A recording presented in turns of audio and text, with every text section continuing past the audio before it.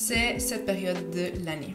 Les jours commencent à devenir plus courts, on a moins accès à la lumière du jour et ça peut affecter notre santé mentale. Et c'est pas quelque chose qu'il faut prendre à la légère parce que c'est réellement un trouble qui va affecter notre santé et donc notre quotidien. Et ça devient vite facile de se rabaisser soi-même et de se sentir coupable parce que d'un coup on a plus de motivation, plus d'envie, on a moins d'énergie. Mais c'est important de se rappeler qu'on est beaucoup à traverser ça et qu'il y a des solutions. Perso, j'ai longtemps souffert de dépression saisonnière. Encore plus parce que je suis une personne qui aime pas l'hiver, qui aime pas la neige, qui aime pas skier, même en étant suisse. Mais depuis que j'ai commencé à travailler sur moi, que j'ai commencé mon développement personnel, j'avais vraiment envie de changer ma relation avec l'hiver. Parce que ça entre typiquement dans cette phrase qui dit « Si tu peux pas le changer, change ta mentalité ». Parce que la météo, c'est quelque chose qu'on pourra jamais changer. Ce qu'on peut changer, c'est notre manière de nous relationner avec cette période de l'année et qu'est-ce qu'on va faire pour se sentir bien au quotidien. Et l'année passée, j'ai réellement vécu l'hiver de manière différente grâce à quelques petits trucs que j'ai mis en place. Et je me suis dit que j'allais te partager ces petites choses en espérant que ça aide. Parce que je sais ce que c'est que de redouter ces journées 4 à 5 mois par année. Parce que c'est long, c'est une grande partie de l'année. Donc on peut décider de se plaindre pendant toute cette période et se sentir victime de la situation. Ou on peut activement trouver des moyens pour apprécier cette période et pour la faire fonctionner en notre faveur. Et oui, c'est possible, dis-toi que ça vient d'une personne qui à la base détestait l'hiver. Et quand on y pense, quand on était enfant, on se plaignait pas du mauvais temps. On se plaignait pas de la pluie, on se plaignait pas de la neige. Et il y a même des chances qu'on adorait ça. Qu'on dansait sous la pluie, qu'on sautait dans les flaques, qu'on se roulait dans la neige. Donc je trouve que c'est intéressant de se demander à quel moment ça a changé. Comment on est passé de se réjouir de se lever le matin pour voir la neige à littéralement déprimer, à se plaindre H24, à avoir la haine quand on a les pieds mouillés ou quand on est dans une tempête avec un parapluie. Et je pense que si tu as des enfants, ça doit être beau de voir l'hiver à travers les yeux d'un enfant et de se reconnecter avec cette partie de toi-même qui adorait l'hiver et qui s'en réjouissait. Parce qu'en étant adulte, c'est hyper facile de tomber dans cette plainte constante, d'entrer dans ce cercle vicieux de toujours parler de la météo et à tout le monde. Pour rien finalement. Parce que se plaindre de quelque chose qu'on peut pas changer, non seulement ça amène à aucune discussion profonde, mais en plus ça va pas améliorer la situation. Encore pire, ça va l'alourdir. J'ai dit ça aujourd'hui, mais j'ai pendant très longtemps parlé mal de l'hiver. Et j'ai remarqué à quel point mon discours il n'était pas cohérent en fait. Parce qu'une grande partie de ma mission, c'est d'aider les femmes à honorer leur saison interne, à honorer les phases du cycle. Si tu as écouté l'épisode sur le cycle menstruel, tu sais exactement de quoi je parle. Donc j'apprends aux femmes à optimiser et à apprécier leur phase lutéale et menstruelle qu'on associe à l'automne et à l'hiver. Mais j'étais la première à ne pas du tout honorer et apprécier les saisons que la nature est là à nous offrir. J'étais la première à ressentir de l'angoisse et à dire à tout le monde à quel point cette saison et cette période de l'année, elle était inutile et elle bénéficiait personne. Donc en gros, j'ai appris à traverser les saisons de mon corps, mais je demandais à la nature de ne pas changer en disant des choses comme « Ah, si seulement il faisait beau tout le temps » ou « Ah, si seulement on pouvait sauter l'hiver » parce qu'on ne peut pas demander au climat de ne pas changer. Comme on ne peut pas demander à notre corps, à notre cycle, de toujours rester dans la même phase. Par contre, on peut lui demander de nous aider à changer avec lui. Et donc c'est cette idée d'arrêter la résistance et de se laisser porter par le changement, comme on devrait le faire avec notre cycle et notre corps. Donc plutôt que de se battre contre lui, de le détester et de rendre le processus 10 fois plus difficile, on décide d'aller dans son sens et de s'adapter à lui. C'est d'accepter ce qui est, parce qu'on ne peut pas le changer, et c'est savoir de quoi est-ce qu'on a besoin pour nous soutenir durant cette période. La première chose qu'on peut faire pour nous soutenir dans cette période, c'est de changer notre langage. Nous plaindre et parler du mauvais temps avec les autres, ça nous permet de connecter avec les gens, de se sentir moins seul et d'entrer dans une position de victime. Et le victimisme, c'est confortable. C'est dire « pauvre moi, je peux rien faire pour sortir de cette situation » et ça ne requiert pas de changer. C'est pour ça que c'est confortable. Et le victimisme, il nous fait rester dans la même position. Donc, tant qu'on continue à se plaindre, on considère qu'on peut rien faire pour changer la situation. Et je dis pas qu'il faut commencer à dire que l'hiver c'est trop bien et qu'on adore ça, parce que si c'est pas le cas, tu vas pas être crédible avec toi-même et ça va pas se sentir correct. Donc là, l'objectif, c'est juste de pas se plaindre, de ne pas répondre quand ça devient un sujet de conversation ou de simplement donner un avis neutre. C'est un peu comme si tu veux changer ta relation avec ton corps ou ta situation financière. C'est pas tous les jours en disant des affirmations positives que les choses elles vont changer par magie. C'est des processus qui vont te demander d'avoir une stratégie, de mettre certaines choses en action et de te convaincre que c'est possible pour toi plutôt que de juste faire semblant. Donc pour ça, la deuxième étape, c'est de te connecter avec la version de toi qui aime et qui se réjouit de l'hiver. Quelque chose qui m'a toujours fascinée, c'est de savoir qu'il y a des gens qui aiment l'hiver et qui s'en réjouissent chaque année. Donc par exemple, il y a des gens qui viennent exprès en Suisse pendant cette période de l'année pour passer leurs vacances. Donc c'est possible et ça existe. Et si c'est possible pour certaines personnes, pourquoi ce serait pas possible pour toi ou pour moi? Et perso, j'ai toujours eu une vision de noir ou blanc par rapport à la saison. Donc soit t'aimes pas, et du coup mettre tout ce qui touche à l'hiver dans le panier de je déteste et point. Genre, il n'y a pas d'autre discussion. Mais quand tu t'arrêtes 2 secondes pour y réfléchir, tu vas te rendre compte qu'il y a quand même quelques petits trucs que t'aimes de l'hiver. Ça peut être des activités, des endroits, des choses qui ont à voir avec la nourriture. Donc là, l'exercice, c'est de prendre une feuille de papier, d'ouvrir ton application de notes et de commencer à lister toutes les choses que t'aimes de cette période de l'année. Donc pour moi qui, a priori, déteste l'hiver, ça a été cool de remarquer que, par exemple, j'adore tout ce qui touche aux lumières. Tout ce qui est les lanternes, tout ce qui est les bougies. Et il se trouve que pendant cette période, il y a des décorations de Noël partout où tu vas. Et je trouve ça trop beau. Ça a été aussi cool de remarquer que, en fait, j'adore les bains thermaux. J'adore cette sensation d'être dans l'eau presque bouillante, parce que oui, je suis une frileuse, mais d'être dehors. Donc, d'avoir hyper chaud, mais d'être dehors, de limite voir la neige à côté de toi. J'adore. Et ça, tu peux pas le faire en été. Ça a été cool aussi de remarquer que pour moi, cette période de l'année, c'est la période de l'année où je vais boire du vin chaud. Parce que je suis pas quelqu'un qui aime le vin, sauf en sangria et sauf en vin chaud. Donc le vin chaud que tu vas aller boire dans les marchés de Noël, j'adore ça, je trouve que c'est trop bon. Et en plus, quand tu vas boire ton vin, il y a souvent justement des décos, il y a une espèce d'ambiance de Noël. Et j'adore ça. Et de nouveau, c'est pas un truc que je vais faire en été. Et d'un point de vue de la nourriture aussi, j'ai remarqué qu'il y a plein d'aliments de saison que j'adore durant cette période. Donc par exemple, les marrons, les courges. C'est la période de faire les soupes, de faire ces repas hyper chauds et réconfortants. C'est la période des kakis, c'est la période des litchis, des grenades. J'ai un très gros kiff avec les grenades en ce moment. Je trouve que c'est un fruit qui est tellement sous-coté, genre c'est tellement bon. Et là, ça fait depuis que c'est en magasin que j'en achète toutes les semaines parce que réellement, j'adore ça. Et quelque chose que j'adore aussi, c'est, tu sais, quand tu passes du temps dehors et qu'il fait froid et que tu peux enfin rentrer chez toi et qu'il fait chaud et que tu peux te préparer un thé, un matcha, un cacao et que tu peux juste aller te mettre sur le canapé, t'enrouler d'une grosse couverture et de mettre tes grosses chaussettes. C'est magnifique. Je dirais que c'est ça les choses principales que j'aime de cette période. Et bien évidemment, ça va changer pour tout le monde. Je sais qu'il y a plein de gens qui adorent aller skier, qui adorent la fondue, qui aiment les films de Noël, qui aiment aller à la patinoire, qui aiment décorer les sapins de Noël. Et si t'es à court d'idées quand tu fais ta liste, tu peux aussi aller demander aux personnes qui aiment l'hiver qu'est-ce qu'elles préfèrent de cette saison. Et je viens de penser en fait qu'on pourrait écrire les choses qu'on préfère de l'hiver en commentaire pour que ça nous inspire et pour que ça nous donne tous des idées. Donc mets pause à cette vidéo et va commenter quelles sont tes choses préférées de cette saison.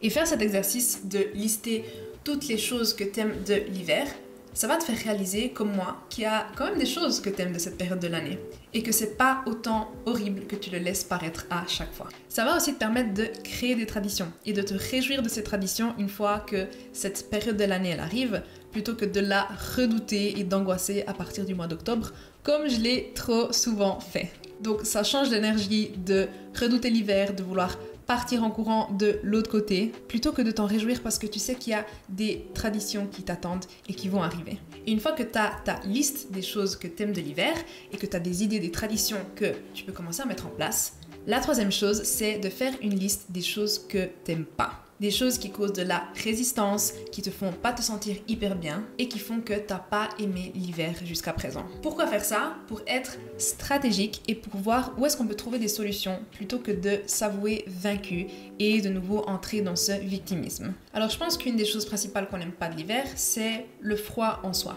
C'est en tout cas une des choses que j'ai tout le temps redoutée. Et laisse-moi te dire que les choses changent quand tu commences à investir dans des habits qui sont réellement faits pour l'hiver. Et franchement, je trouve que c'est difficile de trouver des habits qui sont vraiment chauds.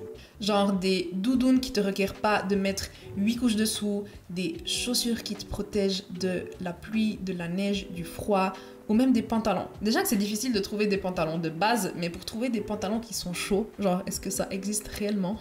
Mais je dois dire que l'hiver passé s'est senti vraiment différent parce que j'ai réussi à trouver des pièces qui sont particulièrement chaudes et franchement, ça change la vie.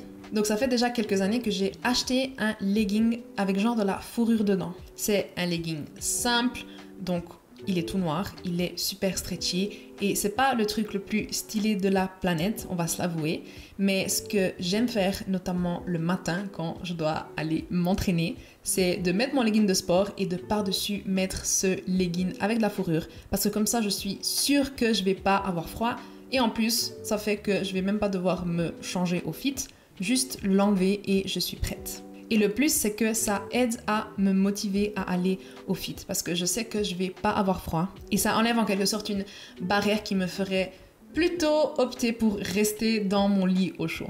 Ce qui me saoule par contre, c'est que ça fait déjà quelques années que je l'ai pris et j'aurais bien voulu le changer, genre en avoir 10 de rechange. Sauf que je les avais achetés à Primark en Italie et j'ai aucune idée où je peux en trouver des similaires. Donc si tu as des idées où je peux en trouver, merci de me le partager parce que ça me sauverait la vie et ça me sauverait mon hiver. Une autre pièce que j'ai achetée l'année passée, c'est une veste hiver de Zara qui est hyper chaude. Et chez Zara, je trouve c'est cool parce qu'ils t'indiquent quand la veste elle est particulièrement chaude et ça aide franchement. Parce que des fois, tu vois des doudounes, tu les achètes, tu les mets et tu te rends compte qu'elles sont pas chaudes du tout et que tu te les cailles. Donc si t'as froid maintenant quand tu sors avec ta doudoune actuelle, sache que c'est pas comme ça que ça doit être. Genre, garde espoir. Il faut juste prendre le temps de les chercher et peut-être vérifier dans les caractéristiques si c'est réellement une veste qui est chaude et qui est adaptée à l'hiver. Et petite parenthèse, quand j'ai commencé à enregistrer ce podcast, il était en train de neiger et maintenant on a du soleil, mais c'est magnifique. Je dirais qu'une autre chose pour se protéger contre le froid, c'est de boire et de manger chaud. Donc perso, en hiver, je bois plus d'infusions que d'autres choses parce que ça aide réellement à se maintenir chaud. Et c'est particulièrement utile si, comme moi, tu travailles tous les jours assise et du coup, t'as plus facilement froid. Et c'est pareil pour les repas. Donc j'adore préparer des soupes, des dalles de lentilles, des currys aussi en grande quantité pour en avoir toute la semaine ou pour en congeler. Et ça fait juste trop du bien quand tu sais qu'il fait hyper froid dehors. Donc maintenant qu'on a trouvé des solutions pour lutter contre le froid, on peut passer au prochain problème. Et je dirais qu'un autre élément difficile, ou en tout cas avec lequel je galère en hiver, c'est l'humeur. Et c'est normal puisqu'on a beaucoup moins accès au soleil et donc on ne produit pas de vitamine D3. La vitamine D, elle est naturellement produite par le corps quand notre peau elle est exposée au soleil. Et cette vitamine, elle joue un rôle dans la régulation de la sérotonine qui fait partie des hormones du bonheur. Et donc comme en hiver, on n'est pas beaucoup exposé au soleil, on a des risques d'être en carence et cette carence, elle va affecter notre humeur. Donc la première chose, c'est de contrôler ces carences en vitamines. Perso, je sais que je suis toutes les années en carence de vitamine D parce que j'habite en Suisse et donc je prends des vitamines dès que l'automne commence. Mais c'est toujours bien d'aller se faire un check-up sanguin et puis demander aussi l'avis d'un médecin avant de prendre quoi que ce soit. Et ça va aussi t'aider à voir si tu as des carences en d'autres vitamines. Parce que certaines carences vont aussi affecter ta fatigue et en hiver ça se ressent plus parce que notre corps il doit s'adapter au changement de saison, au changement de température. On vit à un rythme différent et on est aussi beaucoup plus exposé à des virus et donc notre corps il se fatigue plus facilement. Une autre solution pour les problèmes liés à l'humeur, c'est la luminothérapie. Et ça consiste à s'exposer à une lumière qui reproduit la lumière naturelle du soleil et donc ça aiderait justement à lutter contre la dépression qui vient avec l'hiver et à cause du manque de lumière du soleil. J'ai jamais testé, donc je peux pas te dire si ça fonctionne ou non, mais je suis super curieuse et je pense que je vais probablement tester un jour, mais je pense qu'il faut bien faire ses recherches et trouver une lampe qui est réellement efficace. Ma recommandation personnelle ici pour l'hiver, c'est de prendre les éléments que tu aimes de l'hiver, donc les choses que tu as listées dans l'étape précédente, et de justement créer des traditions. Donc des traditions pour lesquelles tu vas te réjouir et qui vont te faire plaisir. Et ça peut être juste le fait de changer ta garde-robe bien à l'avance, donc de ranger tes habits d'été dès que tu peux plus les mettre et de sortir tes habits chauds pour te sentir préparé et pas devoir le faire en courant parce que t'as pas d'autre choix. Cette sensation, elle est horrible, je trouve. C'est peut-être juste le fait d'utiliser une tasse spéciale tous les matins, d'aller au marché de Noël dans une autre ville avec ta meilleure amie, d'allumer une bougie ou des lumières de déco quand il commence à faire nuit déjà à 16h30 ou d'acheter, je sais pas, des décos spéciales pour cette période. Perso, je suis pas trop sapin de Noël, mais je sais qu'il y a plein de gens qui adorent ça parce que ça met direct une ambiance de Noël. Mais ça peut être des choses plus petites. Donc perso, j'adore ces petites maisonnettes que tu peux allumer de l'intérieur, que ce soit avec une bougie ou avec des lumières. Je trouve que c'est trop chou et ça te met dans une ambiance un peu différente. Et je dirais que c'est aussi de ne pas négliger les choses qui te font du bien, qui font du bien à ta santé mentale. Donc tout ce qui est journaling, méditation, aller faire des thérapies. Ces temps, je commence à remarquer que ma motivation à aller au fit, elle est en train de baisser. Mais je remarque aussi que quand je vais pas, je suis dans un autre état mental et que en fait m'entraîner, genre sortir de chez moi, voir du monde, soulever du poids, ça bénéficie aussi ma santé mentale, particulièrement pendant cette période de l'année. Donc quand mon réveil sonne le matin et que j'ai vraiment pas envie d'aller m'entraîner, je pense à comment je veux me sentir mentalement et physiquement pour le restant de ma journée, pour le restant de la semaine, parce que ça a aussi un effet composé. Plus tu fais des choses qui te font bien, plus tu vas te sentir mieux et plus tu auras envie d'investir en ton bien-être et ainsi de suite. Donc en général, je fais ça, je pense à ça et ça m'aide à aller à la salle de sport ou ça m'aide à écrire mes 3 pages dans mon journal, même si de base j'ai pas envie parce que j'ai la flemme ou parce qu'il fait moche ou parce que j'ai pas envie. Et je crois qu'il y a aussi une partie de juste accepter que c'est une période différente, qu'on va vivre à un rythme différent, qu'on a besoin de plus de repos, de plus de sommeil et juste être conscient de quoi notre corps il a besoin et de lui donner, autant d'un point de vue interne qu'externe. Parce que par exemple, les produits qu'on utilise sur notre peau, ils vont aussi changer au fil des saisons.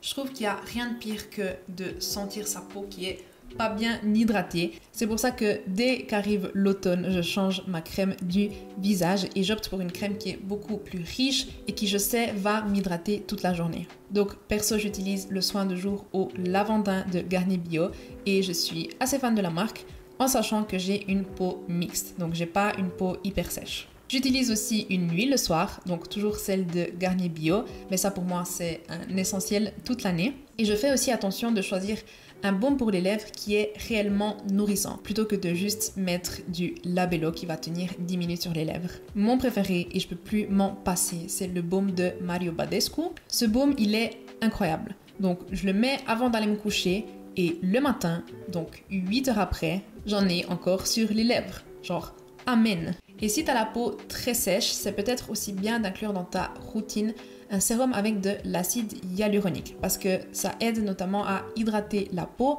et à maintenir l'hydratation. Autre chose que je recommande pour la peau sèche, pour les yeux secs et pour les cheveux qui sont juste bof durant cette période de l'année, c'est d'investir dans un humidificateur. Ça peut paraître comme un détail, mais ça va réellement faire une différence. Donc perso, vu que je viens d'emménager, j'en ai pas encore, mais je l'ai commandé, j'attends qu'il arrive.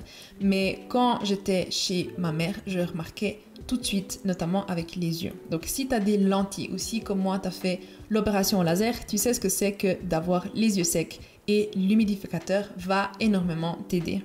En plus, ça va rajouter un effet cosy chez toi et ça va sentir bon.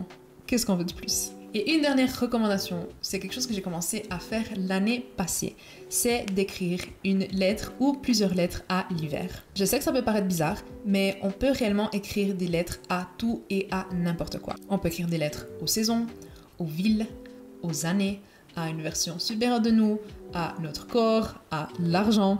Le fait d'écrire des lettres, c'est quelque chose d'assez commun en psychologie et en développement personnel, mais c'est hyper libérateur. Donc écrire une lettre à l'hiver, réellement comme si tu écrivais à une personne. Donc par exemple en lui disant que tu es désolé d'avoir mal parlé de lui, en lui disant que tu es prête à l'apprécier, en lui disant de te montrer sa magie, ça va vraiment t'aider à te reconnecter à cette saison. Ça va t'ouvrir à voir l'hiver différemment à 100%.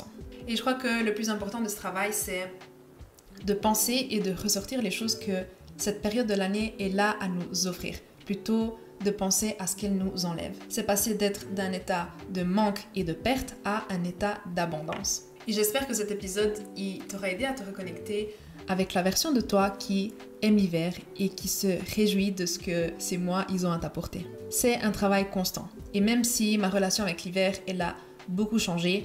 J'ai toujours ces quelques jours où c'est difficile, où ça se sent lourd, où j'ai juste pas envie de me lever de mon lit et de commencer ma journée. Et je trouve que c'est là aussi qu'il faut apprendre à faire preuve d'indulgence avec soi-même, de ne pas être trop dur, de pas se mettre trop de pression et de faire aussi attention aux choses qu'on se dit à nous-mêmes. Parce que la manière dont on se traite va toujours faire qu'on se sente bien ou moins bien dans une certaine situation.